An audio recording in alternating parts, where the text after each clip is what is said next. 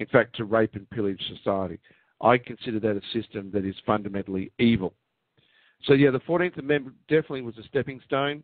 You get an insight into the thinking around the switchover time before the Congress Act for the Constitution of the District of Columbia, but it is no means relevant now when you look at that they've gone way, way beyond that with declaring us enemies of the state and, in fact, in the case of the IRS or tax officers, declaring us criminals.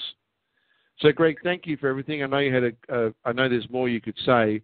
I know you had a big session yesterday when you went to the county recorder's office. But look, just for tonight, thank you very much for what you've shared. Thank you. Oh, you're very welcome. Thanks for letting me be a part of it. Thank you, Frank. Okay, Greg. Thanks. Look, Ron's back on, and I'm going to wrap up the call tonight. I know there's a couple more comments there. Thanks to everyone who's made a comment tonight. Thanks to everyone who's asked a question. I really appreciate all that you've said. So, look, let's get on to Ron, and then we'll wrap up tonight. Let's see if we can unmute Ron. Ron, can you hear us? Yes, Frank. Sorry to keep coming back, but I need to get these points out to everybody. First of all, every state and possibly every county in the United States has a different format. It's called format margin or margin formatting for a document to be filed. So you have to check with your county recorder for the format margin requirements. If you don't put the margins properly, they'll reject the notice. Then you got to go back and start over again. So anyway, it's easier to call them before you do it. Okay, now I'm getting some chatter here about the apostille on the birth certificate. Yep. Now, I searched California yesterday, and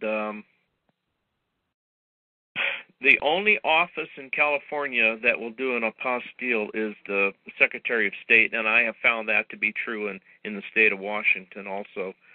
So what you have to do is get a certified copy of your certificate of live birth, which is signed by a county auditor, and then you send that with, in California's case, $20 with a cover letter, and ask them to do the apostille for Great Britain. And they say it takes 3 to 5 days, and you have to put in a self-addressed stamped envelope in there, and they'll send it right back to you. It's Great. pretty easy. So no, that's excellent. Excellent. That's well, look, basically the basic outline on how to do that. Good.